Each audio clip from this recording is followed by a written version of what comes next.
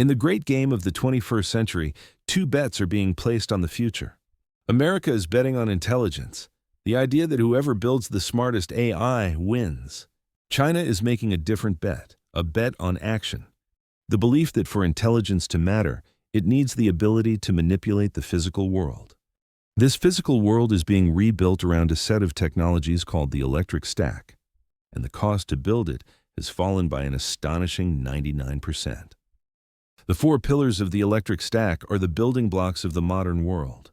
Anything that moves, heats, or computes is built with them. First, lithium-ion batteries with the ability to store vast amounts of energy. Second, magnets and electric motors that turn electricity into perfectly controlled motion. Third, power electronics, the nervous system that switches currents thousands of times a second. And fourth, embedded compute, the real-time brain that orchestrates it all.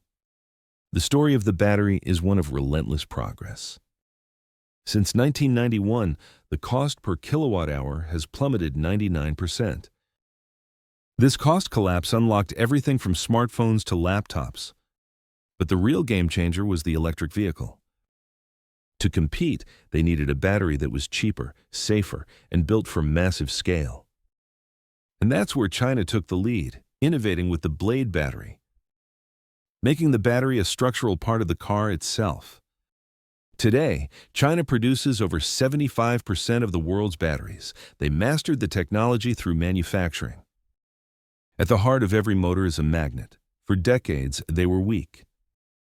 Then, in 1983, a breakthrough, the neodymium magnet.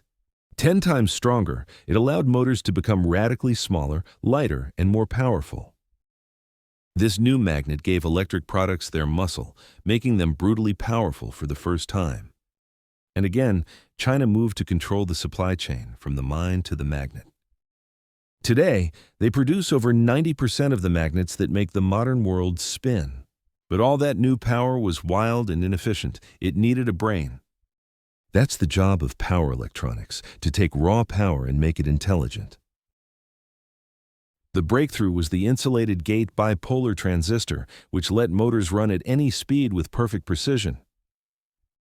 Then, an even better, more efficient technology was invented, silicon carbide. Stacking this new technology on top of the powerful motor changed everything. It wasn't just about speed anymore. Now it was about efficiency, using less energy to go further than ever before. This combination of power and intelligence kick-started a revolution, and the race was on. Finally, there's compute, but not the kind that runs in data centers. This is embedded. A drone's flight controller takes thousands of sensor readings a second to keep it stable. It has to be perfect. For decades, this world was dominated by one company, ARM.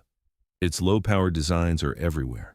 But now, a free open-source alternative called RISC-V is emerging.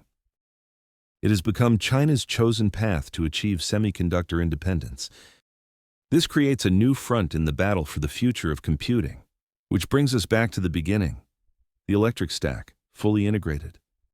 China is happy to commoditize AI because they believe it's more valuable to own the action. If you control the batteries, the motors, and the electronics, you control the future of physical things. The American bet on pure intelligence is a dangerous one. Without the industrial capacity to turn ideas into reality, we risk designing the future just for others to build it. The time for wishful thinking is over.